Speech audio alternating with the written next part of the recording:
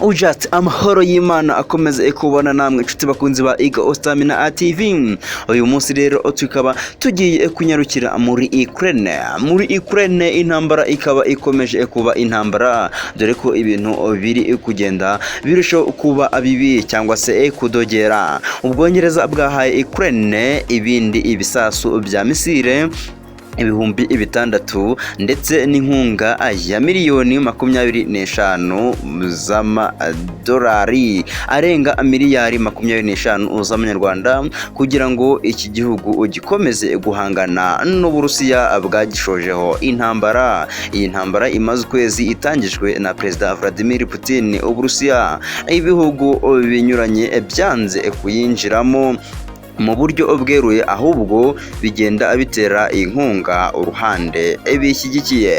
Ubwongereza nka kimwe mu bihugu byo ku mugabane w'Uburayi bikomeje guhagarara kuri Ukraine, bwageneye inkunga y'ibindi ibisasu bya misile bigera mu bihumbi 6 ndetse na miliyoni 25 z'amadolari byo gukoresha mu bikorwa bya gisirikare. Iyi ni inkunga y'inyongera y'120 nyuma y'uko iki gihugu cy'Ubwongereza cyageneye Ukraine ibindi bisasu ibihumbi 4 bipfubya ibindi ibisasu.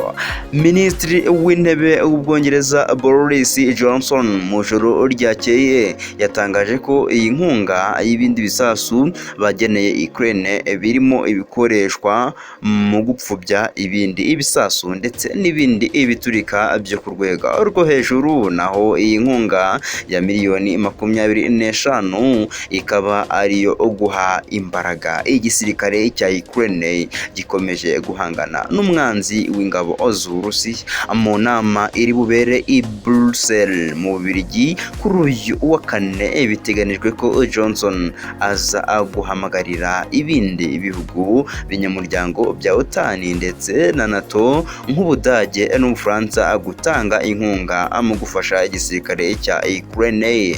Johnson yagize ati ukwezi kumwe kurashize turi muri ibibazo, umuryango mpuzamahanga ugihanganye no kugira amahitamo ukora. Tugomba gukomeza kuzamura ijwi ryo kwishyira ukizana muri Ukraine cyangwa se tugahura n'akaga gakomeye mu Burayi ndetse no ku isi.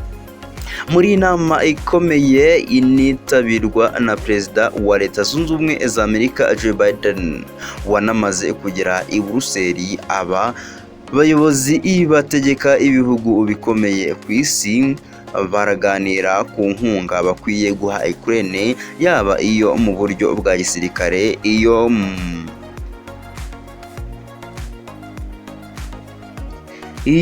mu banyamahanga ndetse n'iyabari kugirwaho ingaruka n'intambara muri Ukraine. Ngayo nguko rero.